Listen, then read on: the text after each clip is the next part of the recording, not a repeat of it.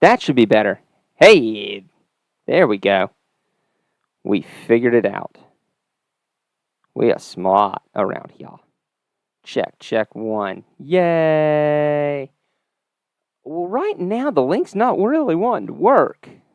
So there's that. Yeah, Jenna. Yep. It'll pick up here in a minute. I promise.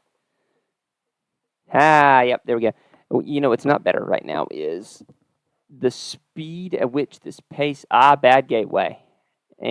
Is anyone surprised? My mouth is moving, but oi. So it crashed for everyone? Awesome.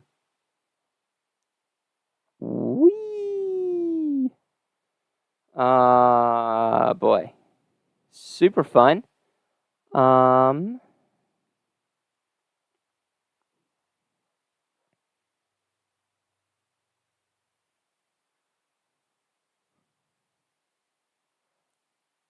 Oh, I have to sign in. Oh, this is... Okay, y'all. This is a little ridiculous. I really hope that I'm going to miss every bit of this. This is going to be hilarious. Golly gee willikers. Could they make it any... An unexpected error has occurred. Holy crap. This is amazing. I love it. Not shocked in the least. Call the committee, do the broadcast for him. Good gosh almighty. This is phenomenal, and I love it. And it is very, very, very NAIA. And I just... Oh, boy. It is. It is literally half over. Right. Awesome. So,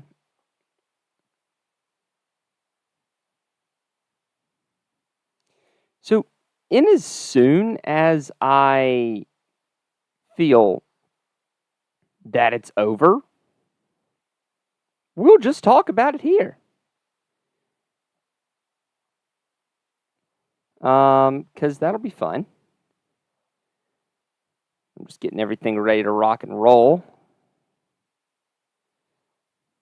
Because, like I said, I am absolutely running behind. Okay. All right. Well, 7:06, and I'm still working on this. I would take all the blame for this, except that it's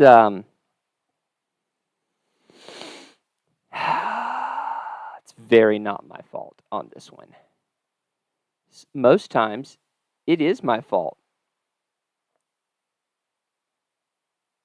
So I can, yes, at 7:10 we will do this, 100% for sure and certain. Let me send an email to Dr. Goding, get him ready to rock and roll. Let's see, yeah.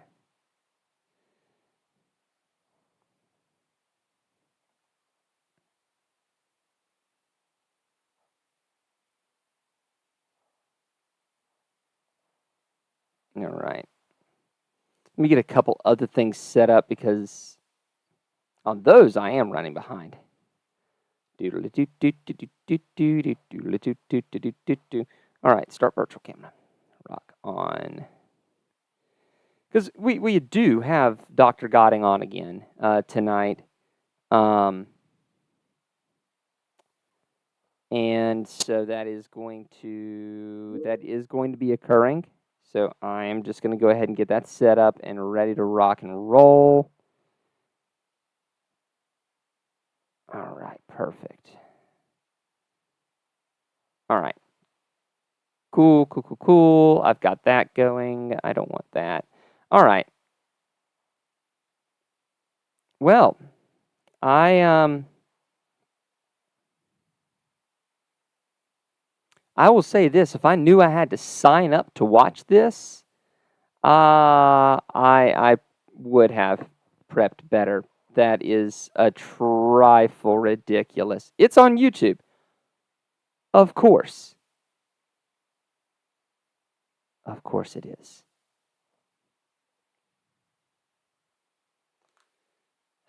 Never change NAIA.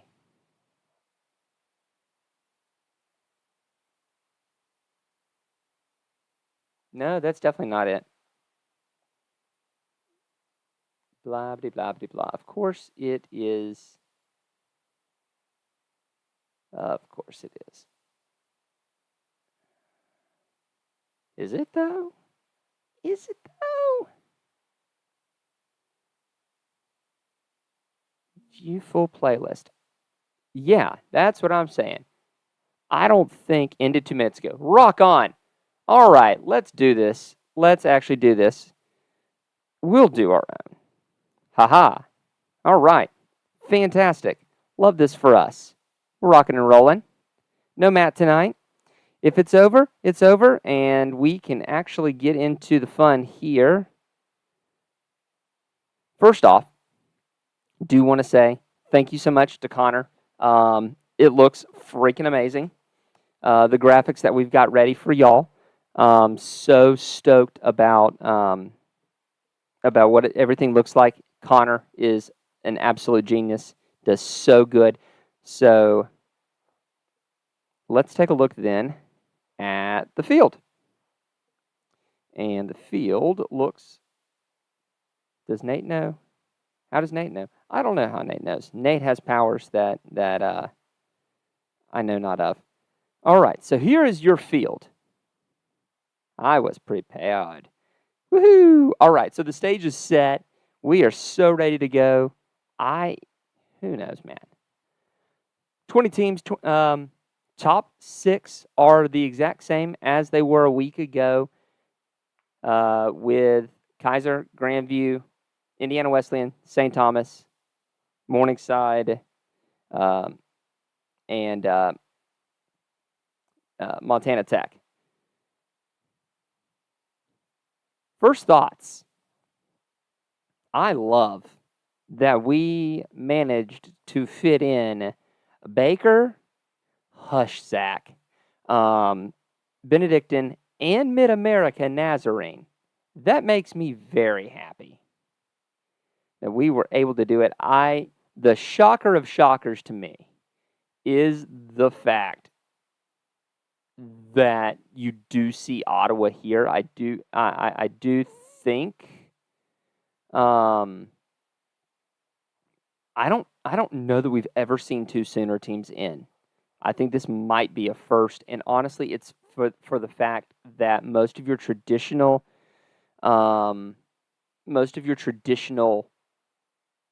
powerhouses only had one entrant. You look at the Mid-States Mid-East, and the MSFA Mid-East only puts in Indiana Wesleyan. That's usually a 3 bid league, right? The Midwest, now with Marion and USF of Indiana in there, could have been a 2 bid league. It's not. Only USF of Indiana gets in. The Mid-South gets 1 team in, usually. That is, at least a 2 bid. And this year, it's only Georgetown. So basically what this did is it opened up some of the other possibilities for, the KCAC Kessinger to get two teams in, for the Sooner to get 2 teams in. You do see Kansas Wesleyan, U Pike there at the end. Those are auto bids.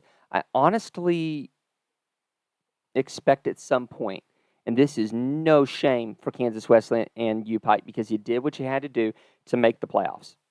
It's the same thing I said for Ottawa last year. You did what you had to do to make it into the playoffs, what goes from here is you making a deep run. I do expect there to be changes in how they work this, because I do think they're going to start to want to see to maybe at the very least be in the bottom of the arc. That's going to be that should be a bare level minimum. Now, here's the big thing here. The NAI told me that I was absolutely free to share. All of these teams are in seeded order. That is right. These teams are all seeded. Last year, remember, they wouldn't tell me who was 13, who was 20. This year, they said, yes, go ahead and do that. So that is seeded order. That is phenomenal. And now, here's the thing with this. We are not going to get straight pairings throughout the playoffs. They're going to utilize the travel ranges to arrange things. They're going to try to keep it seeded as best as possible. There will be no reseeding after this first play-in round. They will just try to go with the matchups and go from there. So last year we had these all in alphabetical order because we didn't really know who was where. This year, these are all in seeded order. So let's take a look at the matchups, and we'll start in no particular order with Dickinson State, Kansas Wesleyan. It's a huge. This is a great matchup here. You get a 9-1 North Star that I've been very high on all week. Hold on, just responding to Dr. Goding here. I've been high on all year long. It's a team that runs the ball. Madler has been good through the air. Samaj Clark has been good. And it's a very solid Dickinson State team, representing the North Star for the last time. No, not at K-Dub. It is, home team is going to be on the left. Home team's higher seeded team here. Dickinson State is hosting Kansas Wesleyan with their, let's see, let me pull up my stats here just to have them. Kansas Wesleyan is 35th by SP Plus overall. Dickinson State is 10th overall. K-Dub has got that 19th rank here. So Dickinson's going to host a playoff game. That is huge. Kansas Wesleyan's got to figure out in this game how they're going to be able to throw the ball. Kansas Wesleyan has been going back and forth over a couple of quarterbacks. Byron McNair's been the more successful of the two, but they're gonna have to figure out how to throw the ball because it is going to be North Dakota in November, and you're going to have to figure out how to throw the ball in that. Good news is that you do have Luke Armstrong, almost 1,300 yards there for you. Friends, Ottawa. This is going to be a good one here. This is going to be your 16 at 20. It's going to be a 16-17 matchup here between Friends and Ottawa. This is a really cool game to me. You've got Friends who runs the heck out of the football to the point where their leading quarterback didn't even throw for 400 yards. Overall, Friends was the 18th ranked team by SP Plus. But you've got Cavante Baker, the leading rusher, and Elias Pino. the leading actual running back there for you. You are going up against an Ottawa team that wants to throw the ball. Yes, they love to run the ball with Jadon Lester, but this is an air raid team at its core. Yes, they're going to try to establish the run. It's going to be really interesting to me to see how these two pair up. Yes, Ottawa. Let me check my stuff here. Yes, Ottawa is the last team in that is not that was not an auto bid. Next up, Southwestern St. Francis. This is the 15-18 matchup. This is going to be a good one. St. Francis now has a bit of a rotten taste in their mouth after dropping the last game to Olivet Nazarene. Southwestern's had a really, really good season. Your only loss on the season was to the conference champion, Friends. Braden Howell's been really very good. Josh Kolka's been good. This is going to be a really, really fascinating matchup. Just to see who's able to do it. It's at Southwestern, but both of these teams are Midwest and are battle tested. Southwestern is the 6th ranked overall team by SP+. St. Francis of Indiana is the 29th ranked team by SP+. And then Baker and U-Pike, a battle in orange here. U-Pike, the 45th ranked team by SP+. Baker, the 13th ranked team by SP+. This is your 13-20 matchup. Truman Yulesgard, I confirmed today, is good to go for this game. That is absolutely huge for Baker. And Chris can tell you exactly how big that is for them. Zach Kramer's been great at linebacker. He's going to have to deal with Lee Kirkland, who has slung the ball around a lot. This is a Corey Phipps team that, again, is a air raid squad. It's going to be a really fun matchup. Okay, so first team out. We do not effectively know who was the first team out, but we can make some inferences by looking at the top 25. We see N. Interesting to me that Northwestern got in like that and got that bye. That's really fascinating for me. Baker, Mid-American Naz, Dickinson State, Southeastern is going to be your first team out. And I don't know, man. I don't particularly know that I agree with that. You know what? You know who can agree with that is Dr. Jesse Goding. And I am going to admit him into the room right now. Good evening, Dr. Goding. Good evening. Can you hear me? Yes, sir. I sure can. Let me get all good you out here. I'm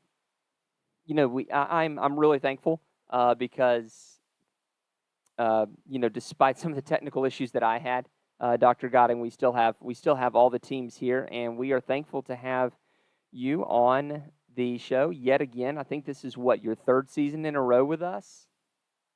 I think so, Corey, and I appreciate the opportunity. Good day, busy day, but it's good to look over the coals, I guess, of the day of the fire. What time does that start? I assume it's the meeting to decide is on Sunday. What time does that meeting start? Oh, you know what? I started at 7 a.m. this morning, but that's not as bad as poor Tim Camp. He started with his ARC meeting because they couldn't get it in last night at Oof. 5 a.m. Oh. on the Pacific time zone, and Oh.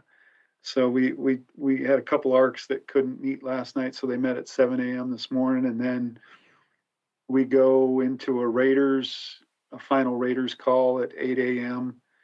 Uh, then we have the Raiders. They have a timeline that they have to get their stuff in. The oversight committee, which I'm part of, goes to. We get the grid. We got it this morning about 9:15. Had to be done by 10 a.m. Looking over oversight, and then we convene the NSC at 10 o'clock, and it was, gosh, 4.5 hours maybe before we Mm. finally made up our minds about something. Yo. Yeah, that's a So long day, so I definitely appreciate it. It was a weird year in the NAI when you look at the teams. I've told my patrons um, time and again, especially coming into the last 3 weeks, I felt the least sure of any playoff bracket as I have ever felt. Was that sort of the overarching feel of y'all as yeah, well?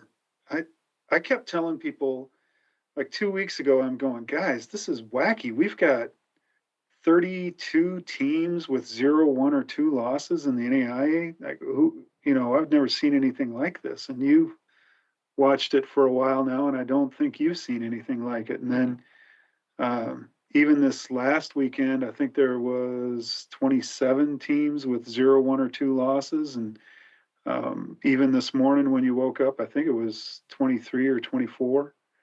I've never seen that. I mean, normally, and when I was coaching, I was rating and stuff, and normally we've been in that boy. There's even a four-loss team that maybe sneaks into the top 25, and certainly three-loss teams. And this year, boy, just you look at that top 25, and you look at the field, and there's zero, one, and two losses. And if you were unfortunate enough to pick up two losses during the year, boy, it was difficult. Yeah, it That was. was that was that was going to hurt you. Yeah, that was killer. And I think on top of that, the real oddity was that your traditional powerhouse divisions, your mid South, your mid states, the whole conference for that matter. Um, you know, the GPAC has been known to put three teams in the playoffs from time to time. Your traditional guys who get in two, three, four teams just didn't this year. No, and the ones that maybe that were in the discussion weren't the normal teams. So you bring up the Mid South, Campbellsville, Yeah. just a very very very good football team. But because of the last couple of years, and you know how this goes, that probably didn't gain enough traction early, Mm-hmm. and then all of a sudden people are like, wait a minute, this is a team, uh, you know, with an overtime loss to Georgetown, uh, a fumble at Lindsey Wilson that created a loss, and they're they're I mean a very good football team that's not going to the playoffs in my opinion. Yeah, 100%. Same thing. That was exactly what I was going to mention was Campbellsville. They were so good. And then you have a Southeastern team who, if you look at the final ratings, is sort of your another one of your last four or your first four out kind of teams. That's a team who took St. Thomas to the brink. They took Kaiser to the brink, and that's got to be a tough end of the season for the Fire. Yeah, it sure does. I mean, defensively good enough to be in the playoffs. Two top 10 losses and one, top 11 to 25 win. If you're looking at the Mm-hmm. primary criteria, over Reinhardt when Reinhardt was ranked. Finished fourth in their arc. Uh, when you look at the analytic that we use, they were 30th in the Pew ratings, and 24th in the Wolf, which put them down a little bit in those when you look at the analytic. But they were 16 in the final rating. I think one of the things that probably hurt them, and there's nothing they could do about this at all. You lose a game to a hurricane, Mm-hmm. to a Florida Memorial team. They would have played that Florida Memorial team is over 500, finished the year over 500, and if they win that, that's a quality win, I think, to the committee. Even though Florida Memorial was unranked, they were still over a 500 team. Would have helped their opponent's winning percentage. And it was unfortunate that they lost that. There's nothing they could do about it. But there again, another in this, and I think this is another thing, Corey. Like this is, I got to say, these are the most playoff quality teams that I've seen at home ever. I think in a long, long time. I can't remember. There's like William Penn years ago Mm-hmm. went 10-1 a couple of years and sat at home. Oof. When they used to just take the first, whoever was ranked in the top 25, and here's the at-larges. So you had the next three that went into the tournament, and so they're sitting at home. This is like that, where even though we've expanded to 20, uh, we still are seeing, man, just some, Concordia, Dort, uh, even Taylor, who there again, Yeah. Taylor had, I mean, they had two top 10 losses. They lost to Marion in overtime when Marion was ranked in top 10, lost to Indiana Wesleyan.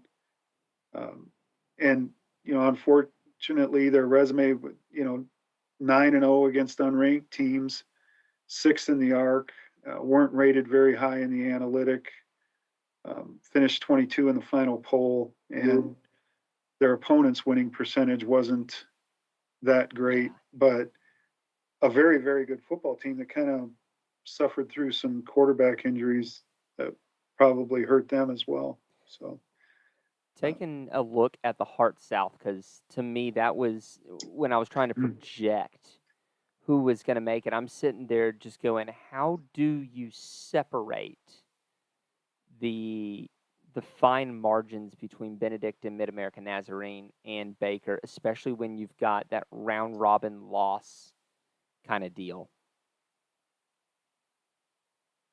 good question.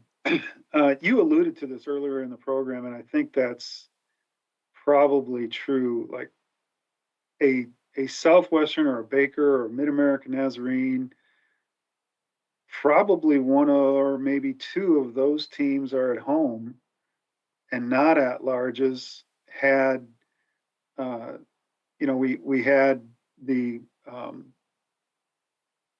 other conferences that hadn't performed as well this year. Mm-hmm. For instance, the Mid South, had they had a second person in, had some of the others, Hart North had nobody besides Grandview. But some of the others that have traditionally been strong conferences, Mid States is probably the Mid States not getting anybody in except IWU and St. Francis is probably the reason that really Mid America, Baker, Southwestern. Although I think Southwestern's a very good football team, as is Baker and Mid America, but just wouldn't have been in that position this year had some of the stronger conferences performed historically. So, with that though, you look at trying to divide those three, and it's very tough. Part of me is, and I'll tell you, in the ARC meeting, they went round and round and round and round about how do you separate. Benedictine had the win over Morningside at the beginning of the year. Yep. And that was the separator for them. They did really well, and they had that win. they had the loss to Grandview, but the win over Morningside kind of separated them from Mid America and Baker. Mid America and Baker, I'm really pleased that both of them got in because I think they're both quality playoff teams. Mid America has, you know, they've got a win over the top 10. They've got the loss to Baker, but I don't know that people understand how close all those games were. Benedictine, that was a 48. Nobody scores 48 points on Benedictine. Mid America did. Um, Baker has just this unbelievable defense that had held a Mid America team that scores 50 points a game down to 14 when they played them. But even then, Mid America was ahead with a couple minutes to go. Baker goes down the field and scores. So there's not much margin of difference there. And they all were able to, both of them were able to get in. And then in the Frontier, it almost feels like maybe, and I don't know, you can correct me if I'm wrong, but that Southern Oregon loss yesterday was absolutely murder for them getting in. Yeah, I mean that third loss. There's once again Yeah. we're back to that, two losses and how many teams have two losses. Southern Oregon, they did have two top 10 wins. COI was rated top 10 when they beat them the first time. Now they lost to them yesterday, and COI is an unranked team. So which one's the good win? Which one's the bad loss? Right? Yep. But they did have two losses to top 11 to 25 teams in Montana Tech and Carroll. And they had a loss to a receiving votes team at the time and kind of dropped in the arc. 5-3 conference record, and then 23rd in the final rating. And that's those criteria, both primary and secondary, are the things that kind of kept them out. Then in the GPAC, I kind of feel there's about 3 points between Northwestern being at 10 and Dordt being at 10. Yeah, here we go. Again with goodness. Yeah. Maybe we need to expand to 24, right? Concordia and Dordt at home. That's rough for both those programs. They have had tremendous years. You can play who you play, right? And Concordia, when they played Northwestern, they got a win over a top 10 at that point in time. They did have two top 10 losses, Morningside and Dordt. They were 7-0 against the unranked teams, and they're in the secondary criteria. They were 24 in the Pew rating and 27 in the Wolf, but finished right behind Southeastern at 17 in the final coaches poll.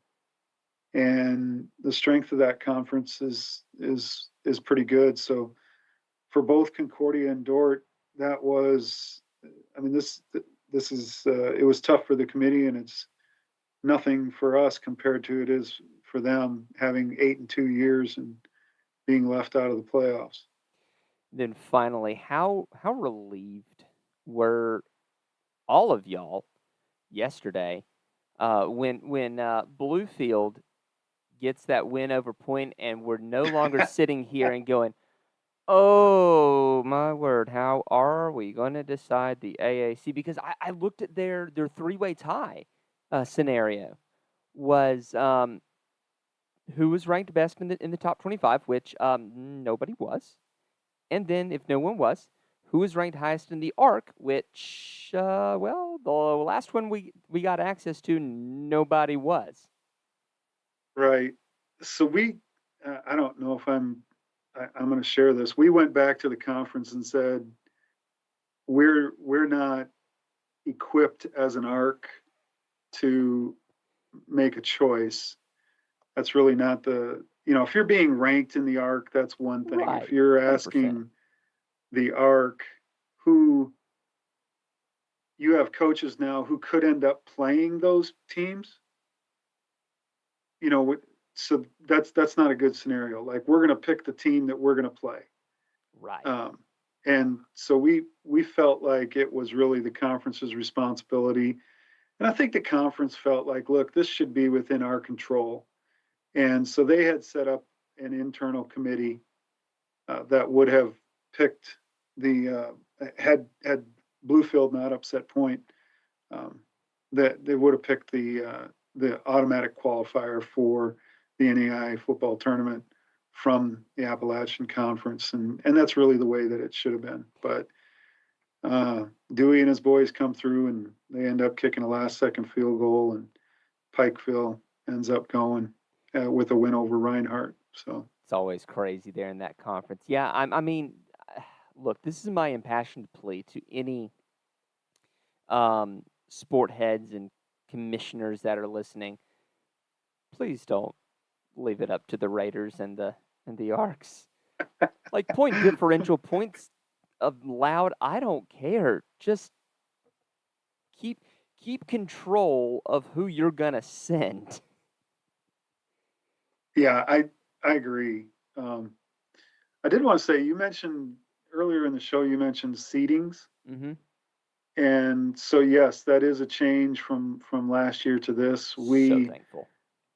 did seed it 13 through 20. The whole field is seeded obviously 1 through 20, but the teams that'll be playing these first four games, they were seeded 13 through 20. Um, we seeded them. I mean, if anybody's wondering, we seeded them and then said, all right, what do we got to do? Of course, anybody Arizona gets, that's going to be a flight to anywhere. And what it was very pleasing and somewhat surprising that we ended up with kind of a straight seed thing 13, 20, 14, 19. And it worked out that way with how we had them seeded. And not only that, but the matchups that you've put in front of us are they're not only good matchups, they're compelling matchups. Yeah, you like that Ottawa Friends? Oh, I There's do. Oh, there's a tale. There's a tale of two cities right there, huh? no joke. I love it. That makes me happy. I mean, Dickinson State, Kansas Wesleyan. You're talking about a team that uh, where the head coach is gone mid-season versus a team who is trying to leave its where the conference is trying to go out with a bang.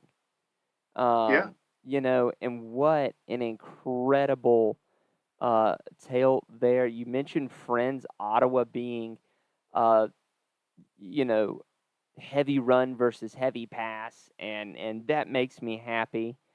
Southwestern St. Francis is going to be a sneaky good matchup. They're two pretty traditionally run teams.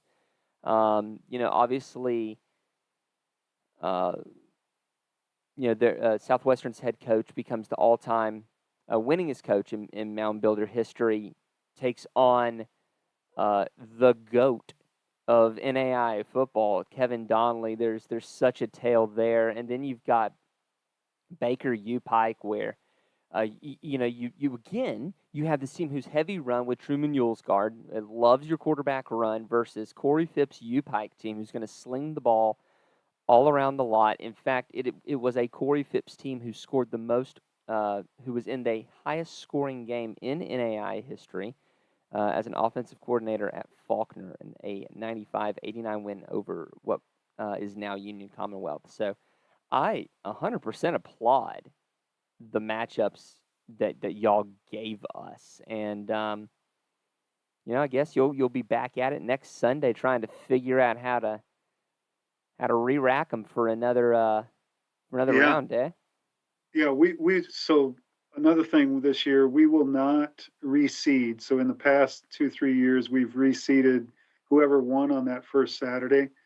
Uh, this year, if 18 wins, they're going to hang on to the 18th seed all the way through, and that'll be I think you got an opportunity for a Cinderella story. You got opportunity for the fan base, and I think it's a good social media presentation as well to do it that way. So 100% agree. I am that makes it easier from our standpoint, the media standpoint, being able to say yes, this is an 18 seed, and not having to guess like we did last year, kind of like, oh, because it was Matchups. yeah, it Yeah. was Dort Ottawa that were like going, how does this work? Um, but so Yeah, and I yes, think it's one more, probably to your point, Corey, when, outside perception looking in, it's probably one more point of transparency that's good for everyone involved. We're not in the back room, smoke-filled back room trying to figure out how to do this. This is a little more transparent this year to you and to fans, and that's good. and for the weird folks out among us, my patrons are definitely those weird folks. What's the flight range this year? So I think um, I think we've convinced. We only have one flight in the first round. My understanding is, as I sit here now somebody will prove me wrong, but there was a couple beyond 800 miles that have said, "Oh, we're just going to bus," Okay. and we've already began looking into what the possibilities could be the second round. We really, I don't think this is a secret. We really want to try and stay away from, a maximum of 3 flights in the second round when we're playing 8 games. And if you look at who's in the field, we can't match up St. Thomas and Kaiser in the second round this year. Nope. Uh, so you're going to have, depending on what happens, you're going to have 2 teams flying into Florida. Yeah, because there's no Reinhardt that you can ship down there, and be right on the edge of that range. Yeah, right, right. Yeah, that's the hard thing. So it is 800. So Roger, Nate, uh, Zach, there's our number that we're going to be going for next week as we try to do the math and try to do it because we are weird like that. Um, Appreciate all you do, Dr. Goding. It is a pleasure every year to be able to, kind of get a peek behind the curtain a little bit and get a look at y'all's thought process and also kind of a process through uh, those who were just off from making the field and those who made it and some of the reasons why. So definitely appreciate. Um, oh, we do have one question. National Bowler asks regarding Marion. That one had to be a close one there. Yeah. Um, they they were 8-2 as well. Everybody was 8-2. Um, they lost to a top 10. Really had a stretch in their season. Didn't seem like they could stop the run. Um, and they lost to a top 10 Indiana Wesleyan, and that was not close.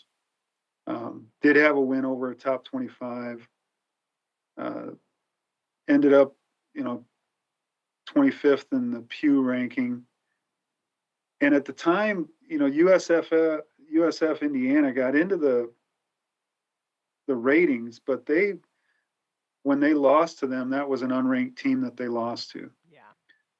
I think they were 7th in the ARC, which, if you look at the ARC rankings, I don't think anybody below a 4 got in as an at-large. You'd have to, Yeah. and then 24 in the final coaches poll. But I'll tell you this: this was interesting, and their opponent's winning percentage was 53%. So it was so how good were they playing at the end of the year? They got, I forget, it was it 2-3 weeks ago they got beat by USF, I think. Yeah, that was killer.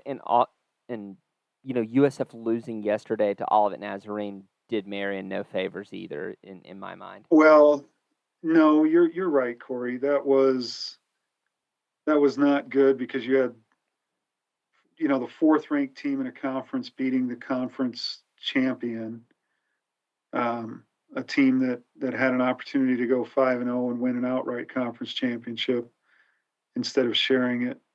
And that also, I mean, it does bring into question, okay, how strong is the mid states this year? Yep. That did not help. Yeah. Well, once again, we appreciate you coming on every year. It's a high point of my year getting to do these live shows with you, and appreciate you coming on. Well, I appreciate you guys not throwing darts and flames at me during this. It's always fun to come on and talk about this and uh, try to explore the different possibilities without getting attacked. So I appreciate that. No worries. Until next time, Dr. Goding. All right. Take care. Dr. Jesse Goding there on the NAIF Ball live show. Definitely a definitely one a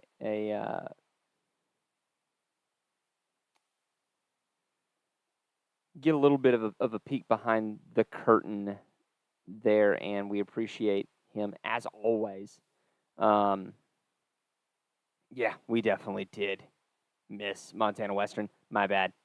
I'll go ahead and pick these. Dickinson State, Kansas Wesleyan. I'm going to take Dickinson State. I think the run game is too strong. For Dickinson, I think they're going to play keep away from K-Dub. Friends, Ottawa. Copy paste. I'm going to take Friends. I think Cavante Baker. It's going to be at Friends. The environment will favor the Falcons, I think. And I think they'll be able to hold on to the ball and beat Ottawa. This one's got me stymied. Southwestern St. Francis is going to be super, super good. Yeah, I'm going to take Southwestern. I think they've been tried. They've done really good. You've got a rushing quarterback there with Braden Howell who can make stuff happen on the ground, even though it's only 3.2 yards per carry. I don't want to pick chalk. I really, really don't. Same time, Baker's a darn good team, and U Pike's out of conference is problematic. So I'm going to pick chalk. Baker over U Pike there. I think Truman Yulesgard will light up that U Pike defense, and Lee Kirkland's just not going to be able to keep up with it. How surprised am I that Ottawa of Arizona got in? I am fairly surprised. It seems every year we've somehow managed to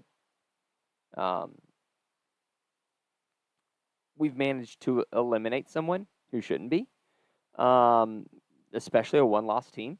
And honestly, I thought that would be Ottawa of Arizona this year. I really did not think that they were going to make it just based on your strength of schedule, but it really helped that Texas College had a stellar year. But by the other hand there, I could see an argument for Southeastern and Concordia over Ottawa, and I do think that if we had a floor on the auto bids and they weren't true auto bids, I really do think that you're looking at Southeastern and Concordia getting in. And I do not hate you, Pike. I really love Coach Phipps. Fantastic guy. I have friends over at K-Dub. I love that's just a program with passion. I love K-Dub. this is not about them. This is about the fact that for the second straight year, we've had teams that have gotten in with a record that wasn't great. The AAC was not very good this year. Top to bottom was not good. And that's not to say that, they absolutely should not have gotten a playoff team in. But if you're going to keep someone out, it should be them. Also, for serious question, I honestly wonder of the logic of calling a top 10 win over a team that's top 10 at that point, or if you should call a top 10 win at the end of the season. Because you look at Southern Oregon, and that makes a little more sense if you discount that first top 25 win. By the same token, you've got a Campbellsville team that could have gotten in, but they lose out there. You've got this, that, and the other, that because a team's not ranked. Cumberland's receiving votes. Look, if Campbellsville gets credit for a receiving votes win over Cumberland of Tennessee, I think it's a big, hairy deal. The win over Evangel, that's huge for Southwestern. But I think it should count as it. I don't know. Maybe I'm crazy. But who's really not crazy are our patrons. So thankful for what they are able to do. And we have a new one, Terrence Gant. I haven't even gotten to say thank you on the on the Patreon yet. Forgive me, Terrence. But if you want to support what we do, and honestly, we so much appreciate y'all's support on this. It makes it all worth it for us to do this and literally sprint to my car after a business meeting just so that I can make it back in time. In years past, I've done this from a hotel room, just to make sure that this gets done. But we're so thankful. If you want to support what we do, joining our Patreon is the easiest way to do that. National Bowler, like, yes, Southwestern did solidify themselves yesterday. That was a huge way to go out there and get that dub.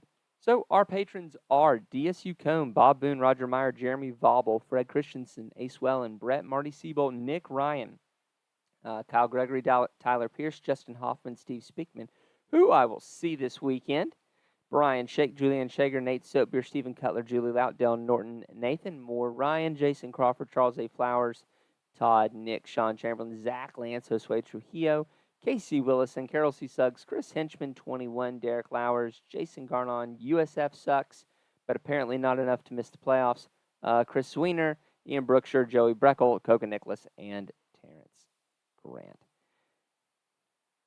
One final order of business. Want to definitely invite y'all out. Thomas has one more game to go on the season. Rescheduling the Hurricane game against Weber, I have been given full license to talk about the playoff games that actually matter during that game. So if you want to hear us talk about that, all throughout,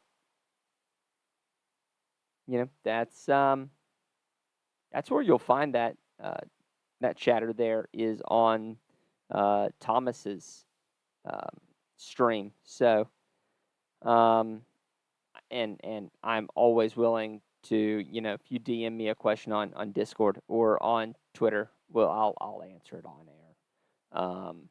It'll be fine. So, until next week, we get to talk about a lot more matchups. Then we'll be actually 16. That'll be 8 matchups. So we get to go out to 8 matchups next week, and we get to talk about those. The Thomas game, 6 p.m. Eastern. So most of everything will be wrapped by kickoff. For those who like to be crazy with me and try to predict what they're going to do with the mileages and everything, yeah, this is definitely the time to do it. I'll be up for that during that game. That'll be super, super cool. So join me then, and join us back on Monday. Matt will be back on next Monday to talk about the 4 first round play-in games. I don't know. First round, sure, we'll go with that. Talk about the first round of games and what to expect from a really good second round. So, until then, we will see y'all on the Twitter feed.